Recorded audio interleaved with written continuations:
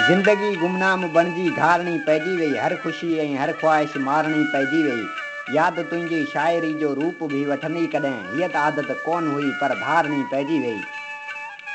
वक़्त जूं वादियूं ऐं ज़िंदगी जा अणघड़िया गस, साह जा सॻा वजूद जी वारी खे वराका ॾींदा पिया अचनि।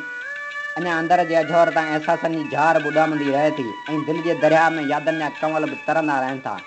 जज़्बनि जे झंग ते यादनि जा पखी बि ओलामा ॾेई उॾामनि था ऐं अंदर जे जा उदमा वाह वांगुरु पलटी पवनि था। चाहत जी चिणग रूह जी हर रग खे बेचैन बणाए छॾे थी। उकीर जे उस अंदर जे आलाण खे सुकाए ठोठ करे छॾे थी ऐं विछोड़नि जे वाव सां दिलि जी दीवार ते चिटियल प्यार जे पननि ते दर्दनि जी दर्द चाढ़े छॾी। जॾहिं हौसलनि जी हवा दिलि जी दीवार सां टकराइजी थी त हज़ार अणचिटियूं यादगिरियूं चिटियूं थी पवनि थियूं ऐं सीने में सारूनियुनि जो समुंड छोलियूं ॾेई किनारा किरास करणु लॻे थो ऐं दिलि जे पाठे तां सभु अहसास रोड़े रवानो थिए थो। मन ख़िज़ाउनि जी फ्लोर में टारी मां टुटी ज़मीन ते किरियल गुल वांगुरु मुरझाइजी वञे थो।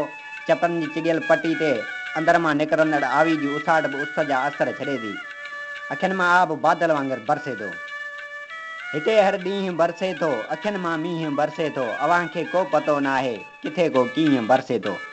मोहबत कंदड़ माण्हू खे जॾहिं दुनिया जूं समाजी दीवारूं धिके प्यार खां परे करे छॾींदियूं आहिनि त अकेलायूं संदसि वराके वेंदियूं आहिनि ऐं उन्हनि जी दर्दनि सां दोस्ती, वीराननि सां वेझड़ाइप, सुरनि सां संगत, उंधाइनि सां इश्क, हिकलायूं हयाती जो हिसो, ॾुख ज़िंदगी जा ज़ेवर, ग़मनि सां गहराई ऐं रातियुनि सां रहिणियूं ऐं यादूं अंदर जे आलाण खे ते दर्दनि जा दाग हणी हौसलनि जे हीअं में हथु विझी टांग जे तीरनि सां दिमाग़ जे दर तां होश जा उकाब उॾारे छॾींदियूं आहिनि